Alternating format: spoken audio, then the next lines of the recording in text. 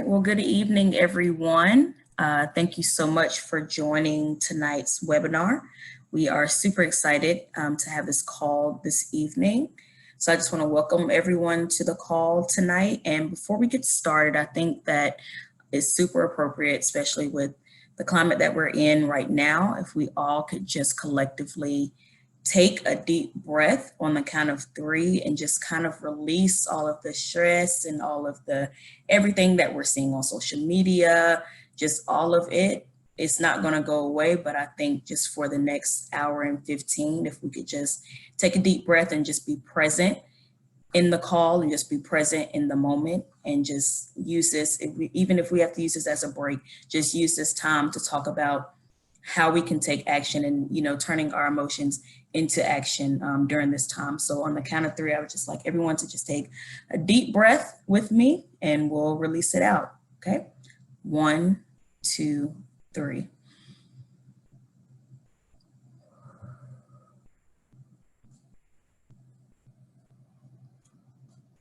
All right, thank you so much. And I just want us to kind of stay grounded for the rest of this evening with good energy and just a lot of good information and fun on this call.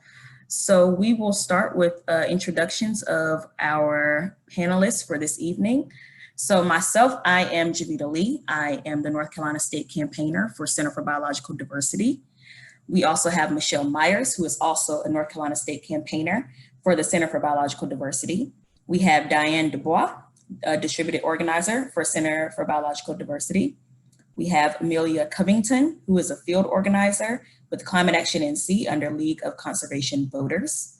We have Calvin Copini, program manager for Clean Air Carolina. We have Owen Ryerson, who is the hub coordinator for Sunrise Chapel Borough and co-chair of UNC SEEK. We have Mr. Gary Richards, co-chair of Climate Reality Orange County. We have Ms. Anna Richards, president of NAACP Chapel Hill Carborough chapter. And we have Dr. Danielle Purifoy, research fellow, University of North Carolina at Chapel Hill. So if we could just do a virtual clap and welcome and thank you for everyone joining us this evening. And so just to review over the tech for tonight, so just a few housekeeping items. We do ask that you keep your mic on mute while the speakers are presenting. There will be a Q&A at the end of the call, so there will be time to ask questions and give comment at the end of the call. You can also find the chat function at the bottom of your screen. If you want to use this function to ask related questions to any of the facilitators or presenters, please do so.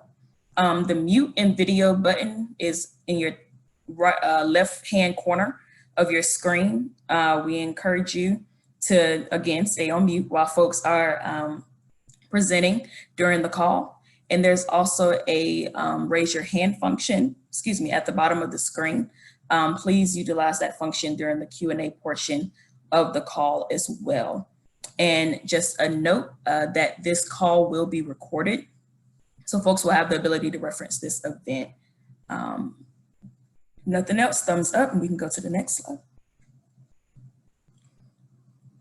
So just a super brief background on the No Coal UNC campaign. So this is a campaign that the center started engaging in along with several other organizations in the area who have worked on this for quite a while. And this is something that has been worked on even as another campaign prior to this. And we're just calling for the end of coal use at the University of North Carolina at Chapel Hill. So for this campaign, we have been networking with several different organizations, students, community leaders, all working towards the end of coal use at UNC. And so for tonight's call, what we want to highlight and lift is the fact that May is Clean Air Month. And we do want to lift the fact that during this time, especially during a pandemic such as COVID-19, the importance of our air quality during this time, especially with COVID-19 being a respiratory illness and virus, we want to make sure that, our communities and our folks are breathing the best air. And so we just want to lift the purpose of this month and just talk about how important it is and how it's just everyone's right to have clean air in their communities, no matter what, but especially during a time like this. This is one of the last things that we want to have to worry about, on top of staying safe during this time. And so that is what we're going to ground this call in its purpose. And so following that, we will have Mr. Calvin. He will come and he will kind of explain a little bit more about Clean Air Month and just also air quality in general in North Carolina and some of the work that's being done at Clean Air Carolina during this time. And so I will like to introduce Mr. Calvin now, and he will be presenting on that for the next few minutes. So if we could welcome him in. Thank you so much, Davida. It's extremely nice to be here with you, and thank you very much for that deep breath at the beginning. A lot of news, a lot to be concerned about, a lot to be anxious about. I actually really enjoyed that, so thank you. I'll go ahead and give everyone a bit of a crash course in some of the air quality and health impacts that are related to some of the work that she's described. I can't cover everything in a short amount of time, so if there's anything else you'd like to maybe discuss, I have my email address listed here on my slide, and I'm sure that you can contact the Center for Biological Diversity and some of the other partners on the call too. They're great experts and assets to have. My name is Calvin Capiti. I'm a program manager of Air Keepers and Citizen Science at Clean Air Carolina. Let me advance my slide here. Clean Air Carolina is a North Carolina-based air quality, climate, health, and equity organization. And so when I say Air Keepers, I am describing a program within Clean Air Carolina that specifically works through a network of individuals and citizen scientists. Now, I'd love to go into the nerdiness of citizen science, but just for the purpose of this demonstration, we're going to talk about the health impact and public health implications of air pollution, which is one of the core functions of Clean Air Carolina. So air quality and health is really about the why. The greatest concern with air quality isn't necessarily the nerdy science side of air quality's composition and the chemistry and the atmosphere. It really has to do with how it impacts the people. You might not know it, but air pollution is still the #1 environmental cause of death around the world. And specifically, you might think of it as being an industrial eastern part of the world issue. And that's true. A lot of the worst air quality we find might be in India and Bangladesh and industrial China. But here in the United States, we're actually still losing over 100,000 people a year due to air pollution. Which is double the number to breast cancer. And there's about 140 million Americans living in counties in the US that don't meet American health-based standards. Oftentimes we like to think of our air being clean because we can't see it, but unfortunately that's simply not the case. To compound this, air quality has different impacts on different people. Health in any sense is a very complicated topic, and something goes into it which we call social determinants of health, which is the other sort of health impact factors that may impact how one type of exposure will impact your health. This is something we're learning really fast with COVID-19, that if you have some other pre-existing respiratory health condition, you're more at risk for COVID-19. The same has always been true for air pollution. Specifically, let's say that you have a different type of ventilation system on your home. Let's say you're a smoker. Let's say you live in a food desert. I've got a map here on the slide of Charlotte, North Carolina, which outlines a specific band of areas of non-white populations that are historically closer to highways and industrial facilities and also happen to be in the county's public health priority area. Same reason, compounding health impacts make air pollution more of a risky factor in exposure health. So let's talk about some of those specifics though, especially the ones that pertain to coal. One of them is sulfur dioxide. Now, sulfur dioxide is one that we have been able to improve greatly thanks to the Clean Air Act from 1970. And here in North Carolina, things like the Clean Smokestacks Act that put scrubbers onto these facilities. Sulfur dioxide is the one that has that awful smell. And one of the unique parts about it is it actually has a climate cooling effect. It does the opposite to the other greenhouse gases. However, it causes acid rain and it's quite toxic inside of the lungs. 60% or more of the sulfur dioxide in the atmosphere comes from coal generation, and the rest of it is probably out of the caldera of a volcano. It's not good to have in your community. The other one that we see more prevalently now is nitrogen dioxide. This is not to be confused with the atmospheric nitrogen, which we're supposed to have, N2, but NO2 comes usually from combustion. I showed here a map of a satellite image, and you might have seen some of these too in COVID-19 related news, that stay-at-home orders had reduced air pollution. Most of those satellite images were from nitrogen dioxide because it's primarily an industrial output. It comes out of a lot of different industrial activities and things like diesel engines as well. Nitrogen dioxide levels are generally low in North Carolina, but they contribute significantly to our other types of air pollution, which are called secondary air pollutants. For instance, ground level ozone. This is when you get 3 oxygen particles snapped together, and it's got a bit of a tricky chemistry for its formation. But essentially it needs precursor pollutants like sulfur dioxide and nitrogen dioxide and volatile organic compounds, all of which come out of coal generation. Then, with a little bit of UV radiation and the right temperature, it forms ground level ozone. High atmospheric ozone is great. It's one of the things we need in the atmosphere, but on the ground level, it causes quite a large health concern. The other one though, is particulate matter. There's a lot of different ways to consider particulate matter, also known as aerosols and airborne particles, but these are actually teeny tiny microscopic particles that can enter your lungs and cause health problems. Because they come in lots of different chemistries, it's really tough to know exactly how they will impact your health.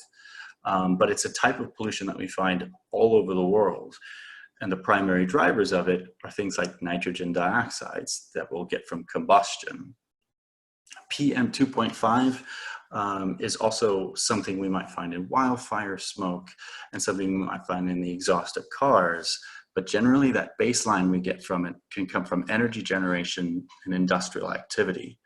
It's bad for asthma, it's bad for COPD, and again, if you've already got compounding health concerns, like the people in those public health priority areas, it's even worse. As it stands now, air quality has improved, but it still has a great impact on people's health.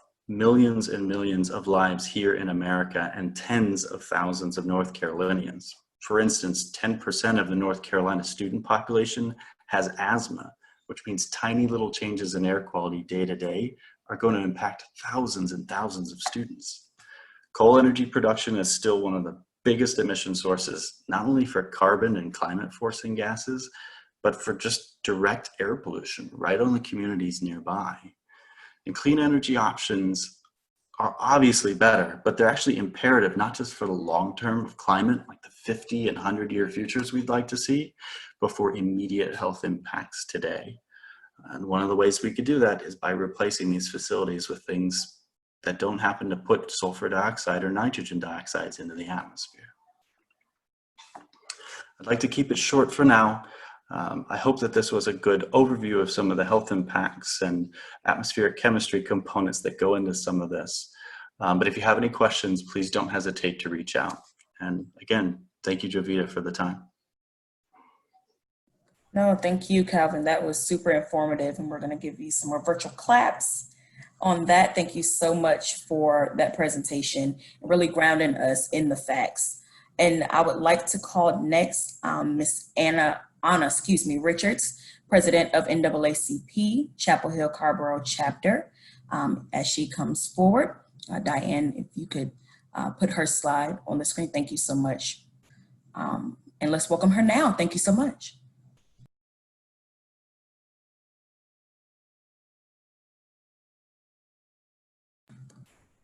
You're still on mute, Ms. Anna.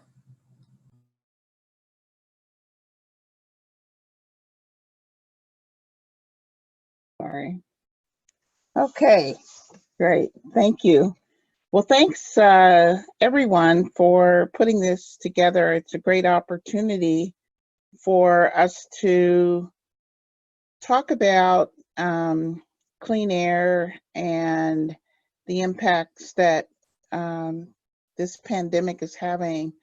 I think we need to put in perspective. You think, well, the NAACP is a social justice organization.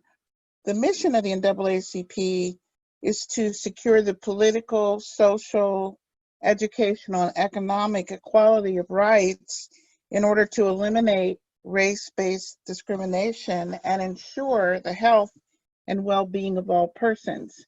And that health and well-being of all persons has been fundamental to the work that we do from the beginning.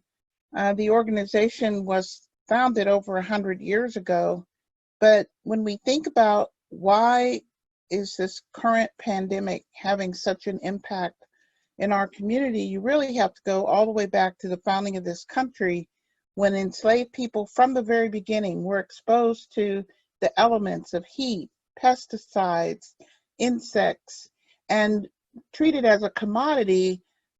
Those environmental factors have continued, so that today, as the country developed, you were more likely, if you were a Black person, to live in an area where there were toxic plants.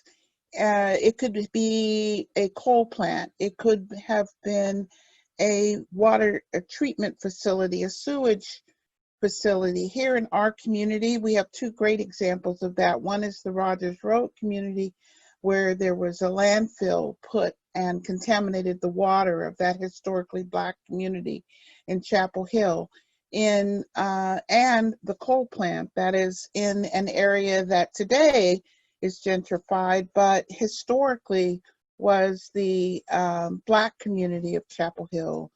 The impact of that means that Black children are much more likely to have asthma, that as children grow older, they are much more likely to have respiratory issues. As people grow older, they're much more likely to have heart disease. And so this cumulative effect, I think a lot of people, when you think about environmental justice and climate, we think about hugging trees and growing the rainforest, which is all very important to what we want to do. But what we're talking about when we talk about environmental justice and climate justice is, you think about Flint, Michigan, think about Katrina, think about these things that happened as a result of these environmental issues, and they impact Black and Brown communities to a much larger extent. By design, one thing that I read recently that really stuck out to me is that we think about clean air zones, we think about safe zones, and many times what we ended up with in these communities were really sacrifice zones. These communities were areas where the dominant culture felt it was okay to sacrifice the people who live there for the benefit of the larger community. So one thing that I think we all think about, or I hope we think about, as we talk about the relevance of the environment, is that the impact of it has very real consequences. And we're seeing those consequences real time as we deal with this pandemic. We have cultures that have multi-generational living. We have people who, by the nature of their employment, are considered essential, again, perhaps sacrificial, to keep the rest of the economy going. And so the exposure is greater. So we translate all of this to say, what can we do? What are the decisions that we're going to make as we decide where and how we place the infrastructure going forward? Will we take into account the people that it's impacting? Will we create new sacrifice zones? And I think those are decisions that we're certainly working with the community and with lots of people to make sure that those racially based decisions that have tremendous impacts on people of color throughout the world don't go forward into our future. So it's exciting that we have this opportunity to come together, and I look forward to the Q&A, and perhaps we can talk a little bit more about some ideas for what we can do here locally going forward. Absolutely. Thank you so much, Ms. Anna, for your time today and just really grounding us in the history and the reality that a lot of us face, specifically Black and Brown communities in North Carolina and abroad. So we really appreciate that perspective this evening. And I would like to next bring Dr. Danielle Purifoy, who is a research fellow at UNC Chapel Hill. So she would like to come and say a few more words to reiterate what we've been discussing thus far on the call. And thank you so much. Jovita, and thank you all for being here today and for the panelists for presenting. I'm learning a lot. I've been working as a research postdoctoral fellow at UNC for the past 2 years. I'm from North Carolina, and I'll be transitioning on to the faculty in the fall. And I first learned that UNC is has this coal, well, thank you, this coal fire power plant at a meeting, an environmental justice conference at Duke last year. It's really been interesting. So one of, outside of UNC, one of some of my hard work is with the North Carolina Environmental Justice Network. I'm the current board chair. A lot of NCEJN's work surrounds a variety of fights against industries like Big Pork, like Duke Energy, particularly the coal ash, right, fight around the coal ash pits, about 50 plus coal ash pits around North Carolina that are now being excavated. And more recently, the Atlantic Coast Pipeline. And so I've been engaged in the last 5-6 years with communities, a lot of them mostly in Eastern North Carolina, which is, as you may know, North Carolina's Black Belt, who have experienced firsthand, right, not only the impacts of the hog industry, right, and other sorts of forms of waste like landfills or household waste landfills or other forms of hazardous waste fills, but also coal ash, and the impacts of these new gas pipelines that are popping up. And one of the things that's really striking to me, at the university level is, the really robust, I think, legacy of environmental justice and public health scholarship at UNC, and the incongruity, right, with continuing to have a coal-fired power plant right in the backyard of that space. So that's one key contradiction. But then also, there's, Duke Energy very rightly and overwhelmingly, like very, very rightly so, has received a lot of push, right? A lot of political push against its coal ash, against its coal-fired power plants to shut those down, and then also against these coal ash pits that they're now excavating. And you should know, right, if you don't, right, turning into infill at 2 mines right now in Moncure, and Sanford. And then, could be turned into infill for any number of different types of projects over the years. In the future, we don't know yet. No, I think like what all that will look like. But we do know that the communities that have been impacted by the waste, right, byproduct of coal-fired power plants have suffered higher rates of cancer, right, have suffered from asthma and other serious health impacts and chronic illnesses.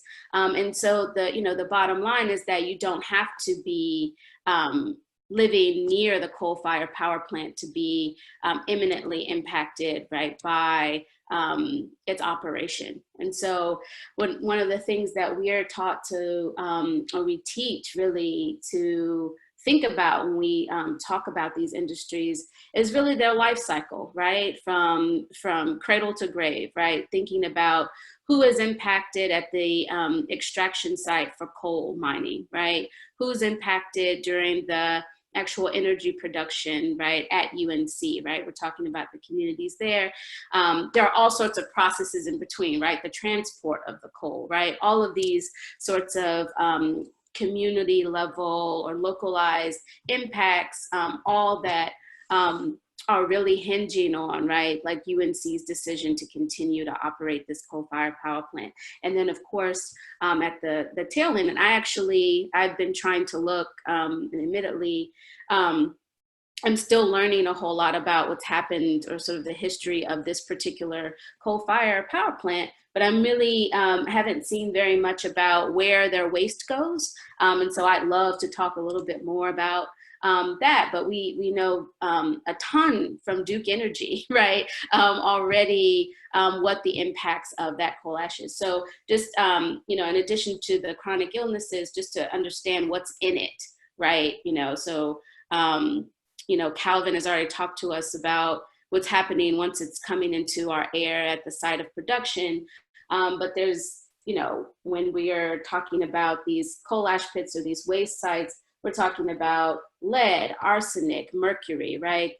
There was just a study earlier this month that found that the coal ash that came from the Tennessee Valley Authority, one of the Tennessee Valley Authority coal-fired power plants, had 3 times the amount of uranium than originally reported, right? Which is, we associate that with, radioactivity, right?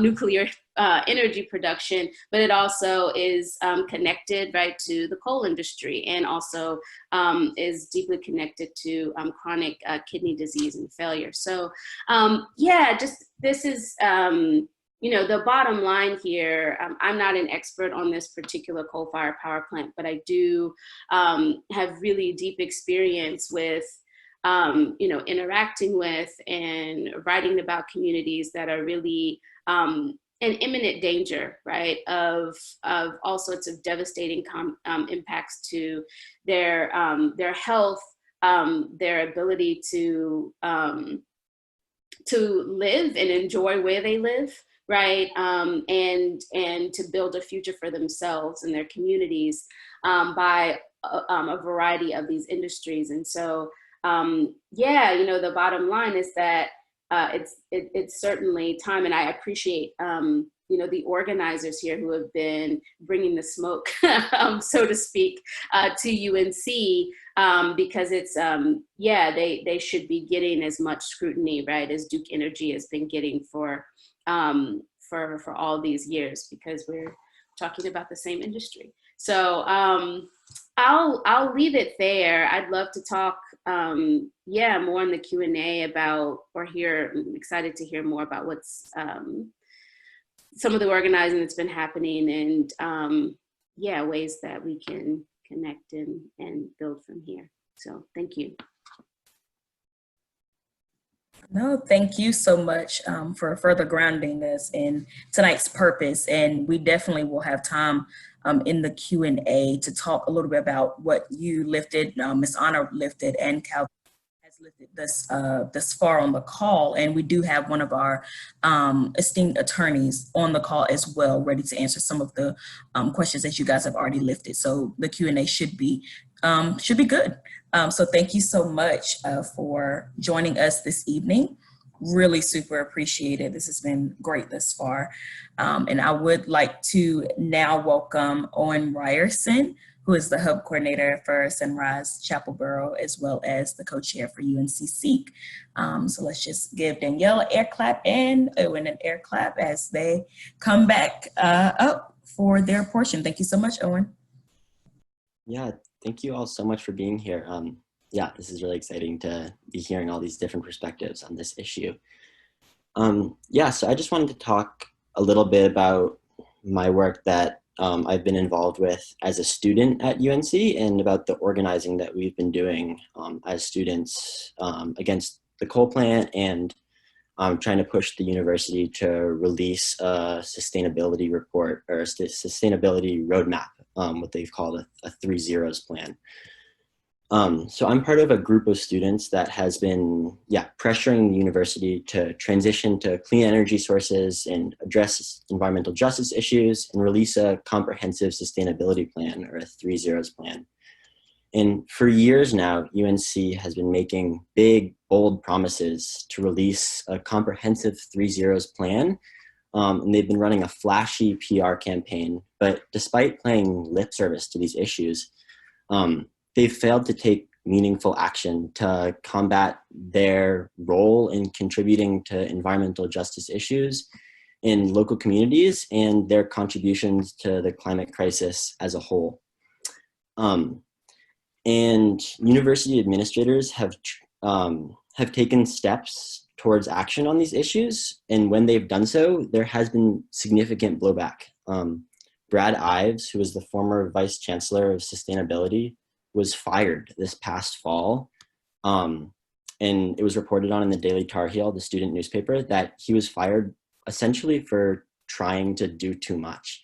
And that UNC administration is really not willing to make any significant movement on climate issues. This year, they promised to release a 3 zeros plan and have failed to do so time and time again. But in our work, we've seen that direct action and making public our grievances and demands has, in a lot of ways, proved really successful.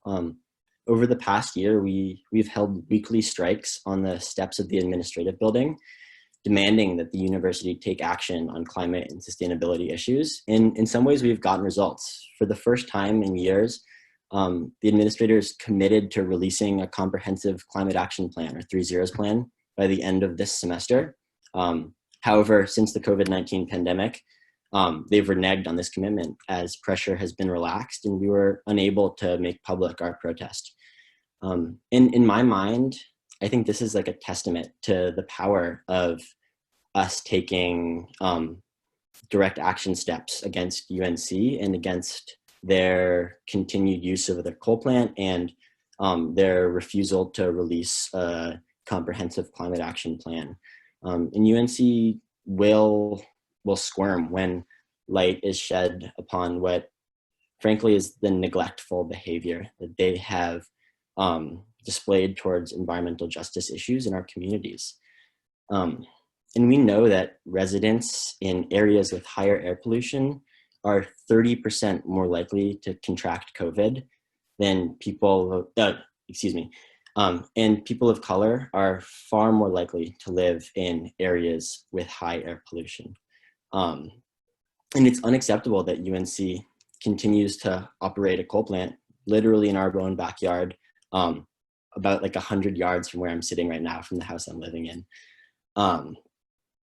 And when we're talking about the interrelated issues of pollution and COVID-19, it's ironic that UNC is calling themselves a leader in the fight against COVID-19 as a research university while at the same time operating a coal plant or right next to a historically Black neighborhood in the middle of student housing neighborhoods.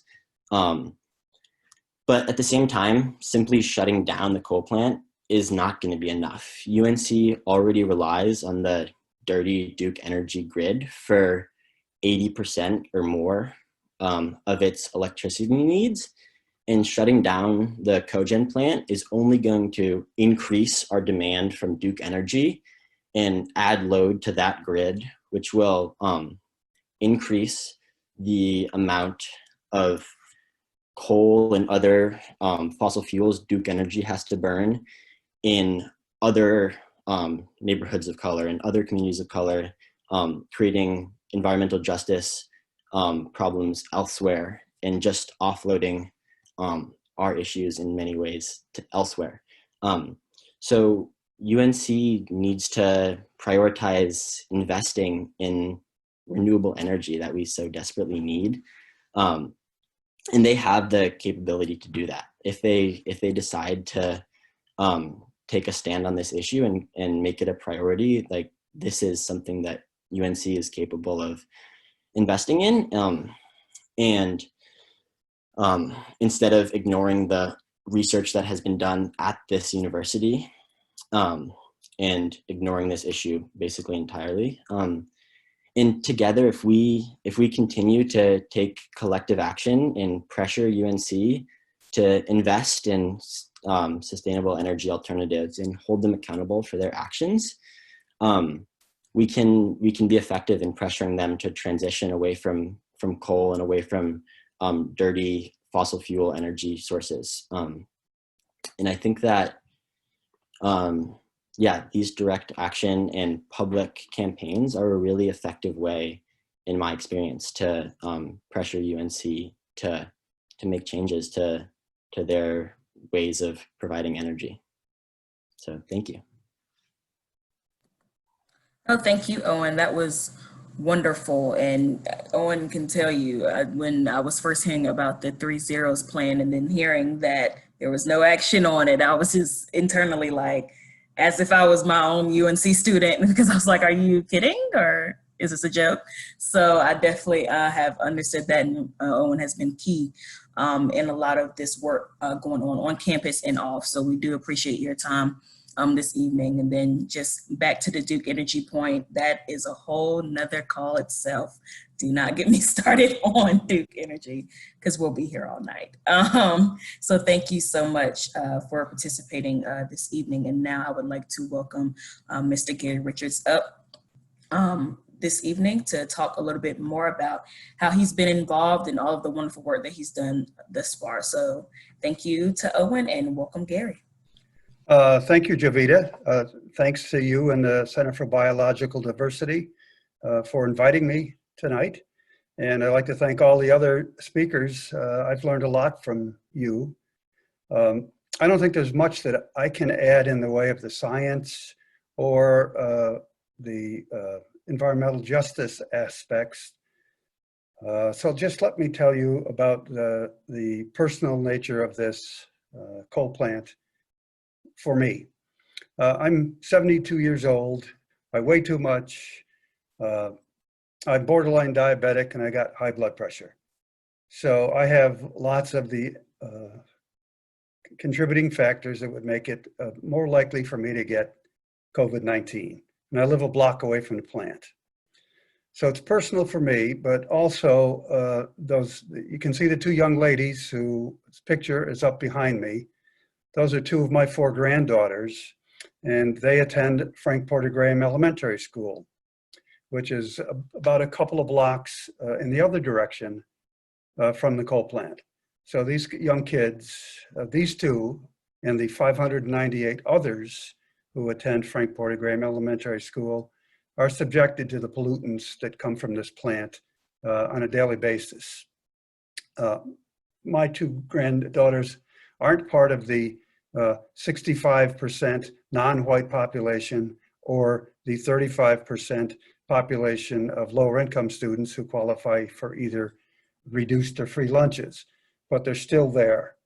So that's still, there is an environmental justice issue connected with that.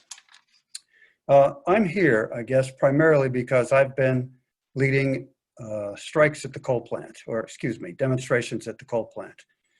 I was trained by the Climate Reality Project in Atlanta in March of 2019, and when I returned, I looked for something locally that I could do to help make a difference. And there it was, down the block from me, that coal plant. And the more I learned, the more disgusted I became about what that plant does and what its history is. So I began to lead protests on May 17th of 2019. Started by myself. I got a few of my neighbors here and there, and I've been joined from time to time by people from Choke, from Chapel Borough XR, from Orange County DSA, and just people from the neighborhoods. The most we've probably had over the time period is about 20 people.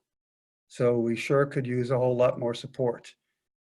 We had tentative plans to march from our demonstration down to the student demonstration at the South building the Friday of Earth Day, but obviously that got postponed because of the COVID-19 situation. So we still have that goal to reach, to get students or to join with the students to make our voices heard together. 2 weeks ago, I started the protests up again. I had given it almost a 2-week hiatus, excuse me, 2-month hiatus because of the COVID situation, but we're back there again now, every Friday morning from 8 to 10 a.m. Out in front of the coal plant on West Cameron and Graham Streets. Earlier, Dr. Purfoy said that she had just learned recently that the coal plant was there, and she's not alone. We still see people come by on Friday mornings and ask us, why are you here? What are you doing? And we tell them that we're processing the coal plant. And they're astounded to find out that there is a coal plant right here in the neighborhood that affects the lives of students, people who work here, and others. So I guess that is pretty much all that I have to add to the discussion. I'll be happy to hang around for the Q&A and answer any questions that people have. Thanks. No, thank you, Mr. Gary, so much. And he has been leading these protests for weeks upon weeks upon months. So we are super thankful for him getting out there weekly to make a stand against the coal plant. We definitely appreciate your time and your effort in this. And so I would like for us to close out our speaker section with Miss Amelia Covington. Super excited to have her here and super excited to have her as a partner. She has been key in not only making this webinar happen, but just making a lot of things happen, if not with this campaign, with other campaigns that the center is engaged in. And we're just super thankful to have her in our circle. So we will welcome Amelia. Yeah, thank you so much. And thank you everyone who has spoken today. I'm going to try to keep this as brief as possible. But as was mentioned before, I'm here officially as a field organizer with Climate Action NC, which is a project of the National League of Conservation Voters. But I'm also here on a more personal level. I wasn't actually born in Chapel Hill, but I spent my entire childhood growing up here. And I think anyone who spent pretty much any amount of time in Chapel Hill knows that this town is really deeply shaped by its relationship to the university in ways good and bad. And I point this out because there's also a long tradition of community members calling on the university to remain accountable to all the people that live, work, and study in Chapel Hill. And of course, in this case, we are calling on UNC to ultimately cease operation of its coal-fired power plant. And as people have already stated, the university's choice to burn coal, it isn't something that's confined to the borders outlining this campus. You know, this is a choice which literally permeates our community and well beyond. And as we have also heard, its harms are not experienced evenly, with coal-fired power plants like UNC's disproportionately located near communities of color and particularly Black communities. You know, clean air is one of our most basic rights, alongside our rights to clean water, safe shelter, and nutritious food. And like some people that Gary has encountered, I also want to admit, until a few years ago, even though I grew up here my whole life, I was really ignorant to not only the fact that UNC was the last and is last institution of higher education to continue to operate a coal plant, but I didn't even realize UNC was burning coal at all. And I know, as Gary has already made clear, you know, if I was misinformed, there are plenty of other people out there in the same boat. So today, I not only want to encourage you all to continue that tradition of holding UNC accountable to the broader community, which creates the thriving Chapel Hill we all love, but I also want to urge you all to talk to your friends and family about the coal plant. Definitely don't lecture them, but you know, be curious, see what they know, ask their thoughts, and maybe you'll end up co-envisioning a more just future where we're no longer dependent on fossil fuels that cause this immediate and long-term harm. And again, I just want to say thank you so much for being here, and please stay tuned.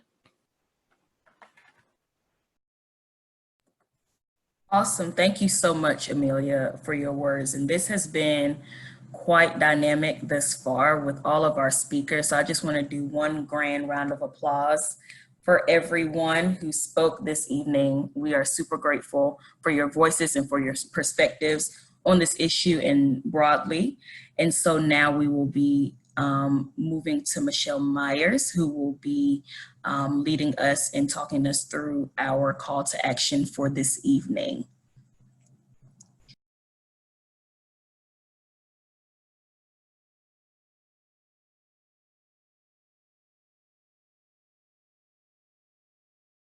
Sorry, I had to take myself off mute. Hi, everybody. I'm an organizer along with Jovita at the center, and I'm going to tell you how you can actually help us pressure UNC today, right now. We're going to do it on the call. We're also going to send you a toolkit so that you can continue to help us build pressure.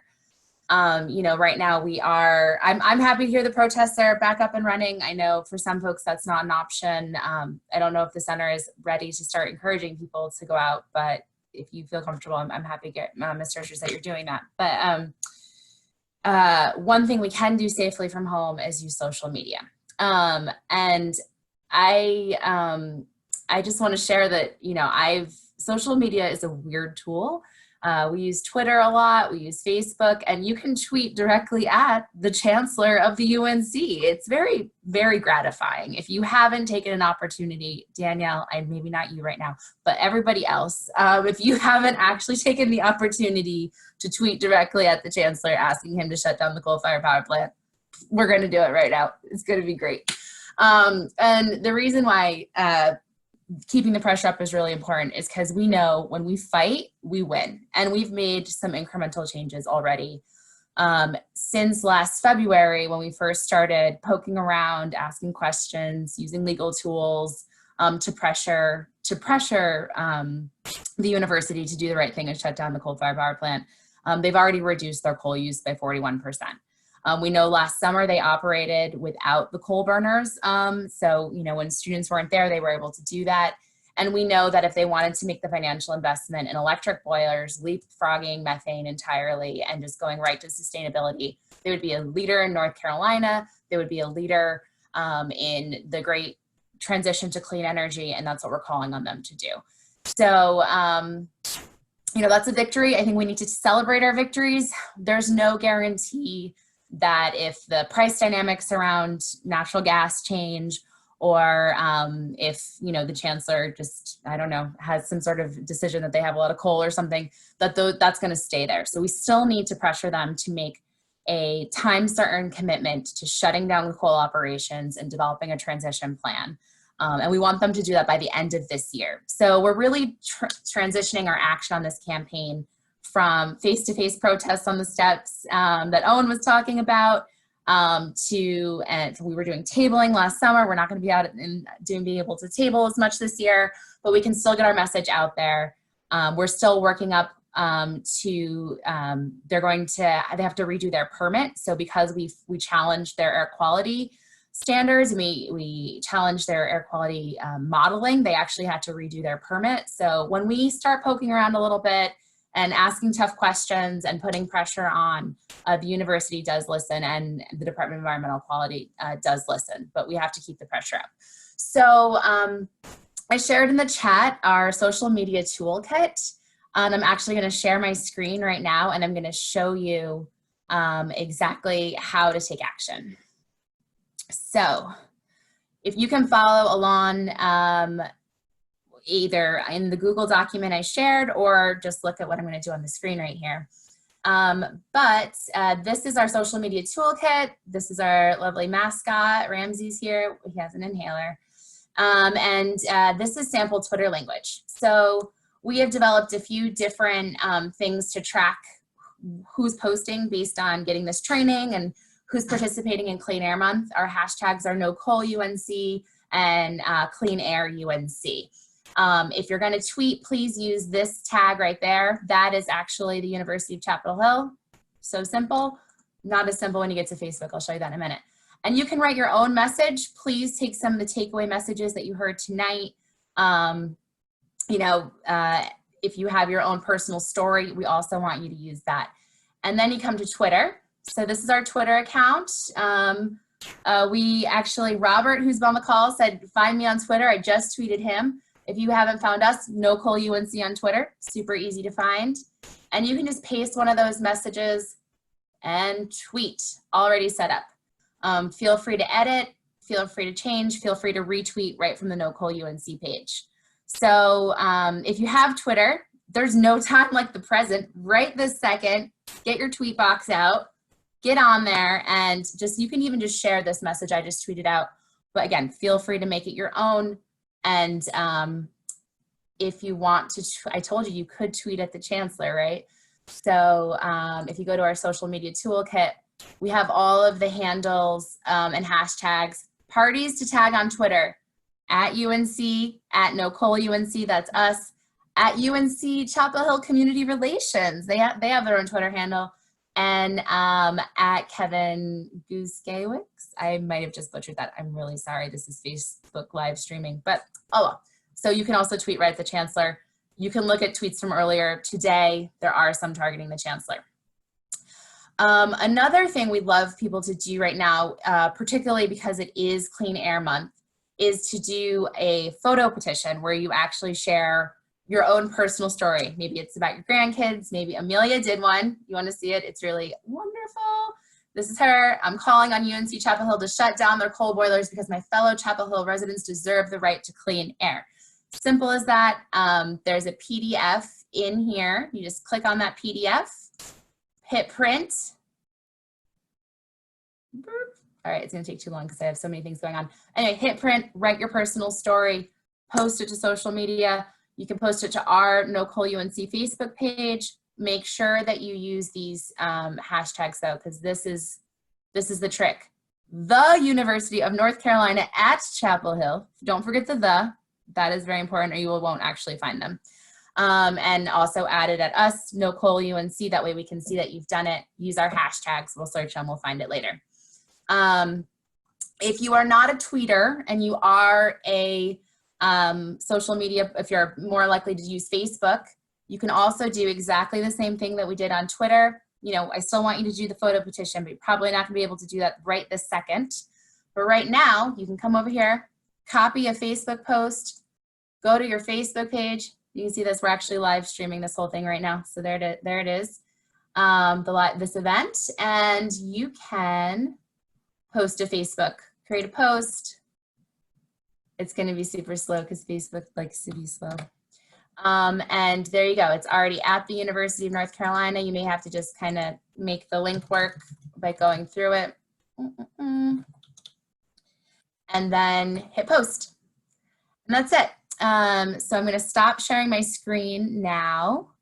And Diane's going to pull up the slide with just some of those reminders. So here's Amelia again doing the photo petition. And again, we'll send you the printable PDF, write a short personal story about your connection to the university, hit at UNC Chapel Hill, and you're gonna get all of this in email tomorrow. So you'll get the link to this toolkit. And if everyone wouldn't mind doing a photo petition, the more personal stories we can get out there, really those are more compelling. They know the science. They know about NO2 and SO2 and all of that stuff. It's a university, it's a research institution, they know. But it's really not until we get our personal stories to be above their PR spin that we're gonna win this campaign. So your story is super important to bring this campaign and putting a face, real people who actually are being exposed to these emissions that cause asthma and put them at risk for greater complication of COVID-19. And that's it for me. Thank you, Michelle, so much for walking us through that. And for everyone, that social media toolkit is in the chat, but it will also be in follow-up communication. So you will get a copy of this in your email as well. So don't stress. You will have time to tweet these things out and put up your photo petition after this call. So we're going to be fine. And thank you so much, Michelle, for walking us through that. Really important to be able to show that. And so we are now entering the Q&A portion of the call, and we will allow for the Q&A to run over about 5 to 6 minutes since we are at 6:58. If you absolutely have to leave, we understand, and we thank you for joining us this evening. But if the panelists could stay on for another 6 minutes, that would be perfect so we can get through some of these questions. What I'll do is I do have a couple notifications from the Q&A chat box at the bottom of your screen already. If you could enter your questions in that chat box as well, and I'll just get us started with one question that I did see.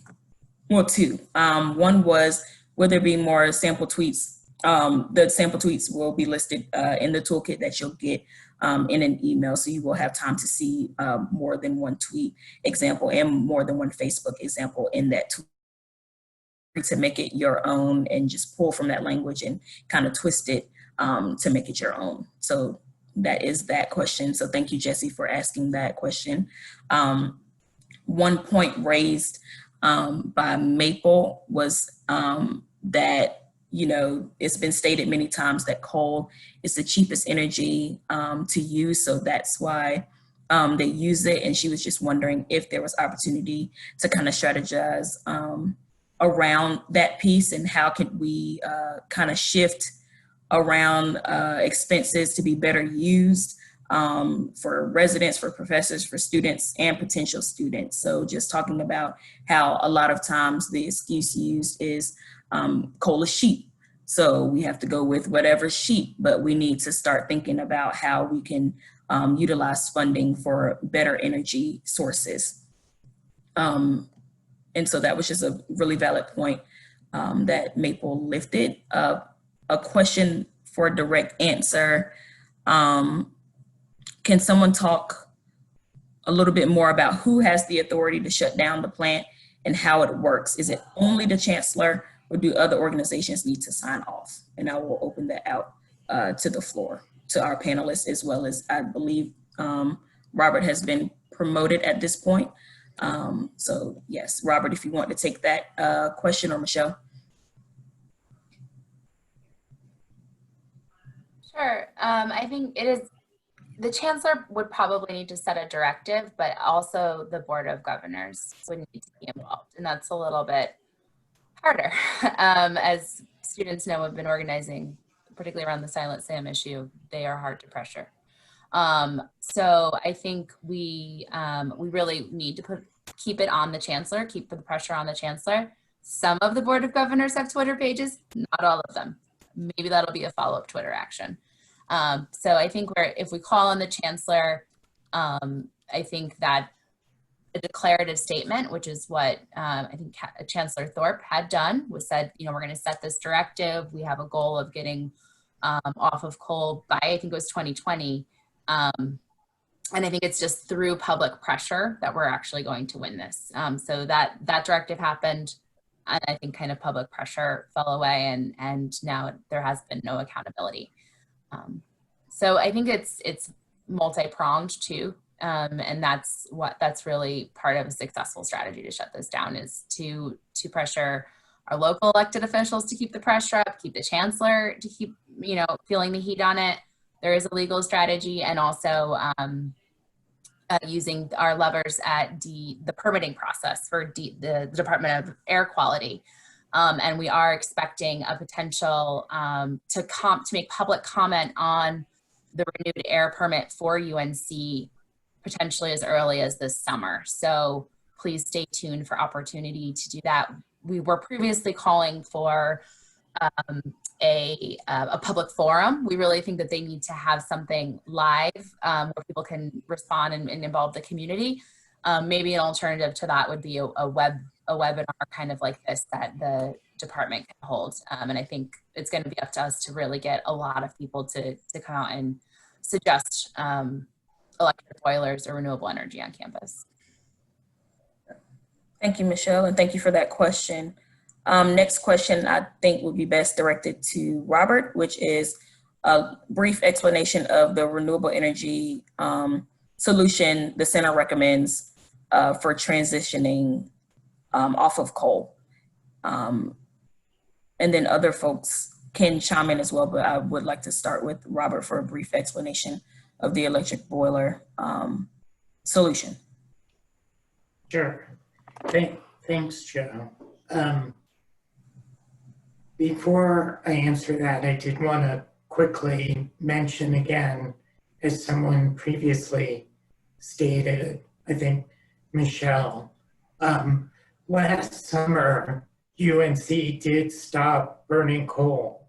So that proves, at least as a short-term solution, they can use their current energy system without burning any coal.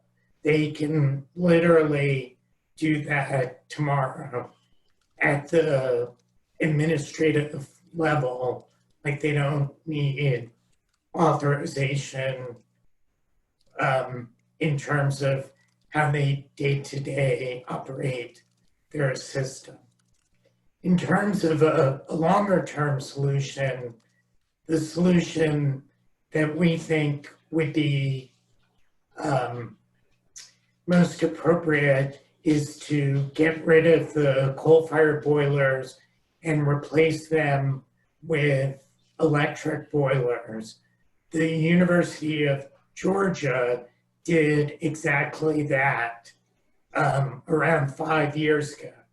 So obviously, if University of Georgia can do it, there's no reason why UNC can't do it. And UNC already has the ability to store some energy.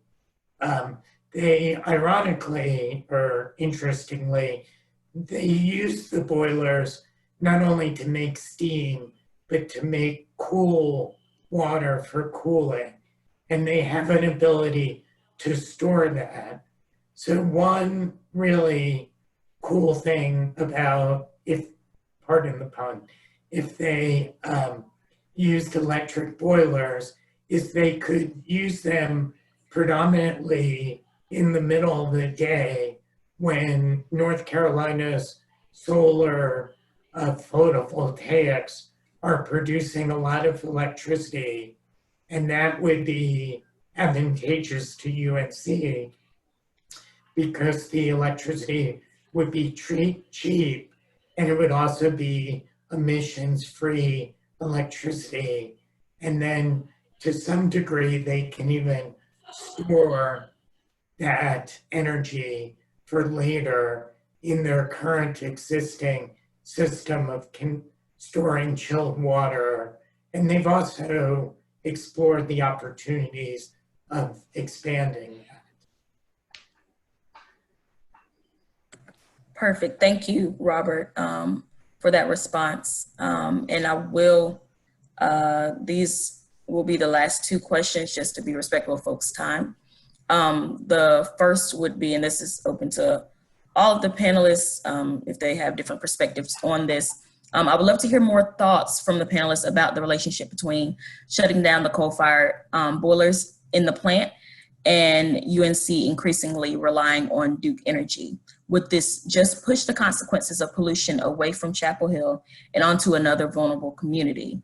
And then they just mentioned that they thought they heard someone say electric boilers, and we just walked through that, so we don't have to get into that again, but just the beginning portion. And this is open to the panel, so if anyone wants to take it first, Michelle, Gary, Calvin.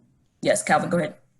Sure. I could address this one with an interesting story about the H.F. Lee plant in Goldsboro, North Carolina, not too far away, and part of North Carolina's Black Belt. Recently, Duke Energy, which operates the natural gas facility there,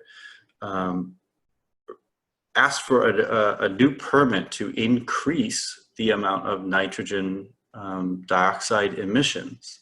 And the reason that they asked for that was because the plant would be operating less at a lower temperature due to solar energy in the region being input on the grid. In a complicated way, they're saying they would need to run their plant less efficiently to compensate for more solar energy on the grid and thus emit more pollution from the exact same facility. I bring this up not to say that it's not a great choice to transition to a non-combustion based energy economy, but to say that there will be some interesting trade-offs in the near term first. So in the case of the cogen facility, they might transition away from something like coal to use something like wood pellets that in some places are deemed to be renewable. But communities in Sampson County and Richmond County and Ahoskie and Northampton and along the Virginia border are the ones suffering under the deforestation. A systems approach is actually what's needed. And I would love to see just as much consideration of that on the UNC side. For instance, this is actually a great opportunity for someone other than Duke Energy with their own facility to be able to transition it in a more thoughtful way. You mentioned UNC being a research institution. I mean, some of the people that invented those air quality models that the permit challenges came through are professors there. The world's foremost authority on air quality are some of the people in that institution, in that general area. You know, Duke, NC State, and North Carolina are just top of the world for this kind of research. And so this actually presents us with a really great collaborative opportunity to do it the right way, considering that there will be grid impacts if you simply shut it down without thinking about the next phase of where the pollution will be. Thank you. Yes, and I think Owen wanted to make one point about the wood pellets, and then Robert, if you had a point, you can raise that as well. Yeah, so UNC actually has tried to burn pellets as a form of solid fuel. In 2012, I believe, they tried burning wood pellets and it didn't work. The plant was far less efficient. And to the point about transitioning wholly to natural gas, my understanding from meetings with people who run the coal plant is that the coal plant, as it's currently set up, and one of the reasons that it is uniquely efficient for a coal plant is that it is able to run both solid and liquid fuels. And it wouldn't be able to be running natural gas only would significantly reduce the efficiency of the plant and actually increase the amount of emissions released by the plant if it was moved off of coal. So that's just like an interesting thing to consider. And also when they ran it on natural gas only was during last summer when there was no students and a lot less research going on at the university. So the need for the energy and steam demand was lower, which is also, I don't know. So that's just like something to think about, I think, when thinking about transitioning only to natural gas. However, they are moving to transition to 75% natural gas and are currently at 50% natural gas. So they are reducing the amount of coal. Yeah. So I would add that, you know, UNC is not always the most reliable source of information about their facility and the pollution from it. So for example, first, the plant is not efficient. It's based on a 1980s technology that in the 1980s looked promising, but by the 1990s and certainly in 2020, it's an antiquated, inefficient technology that they kind of got stuck with.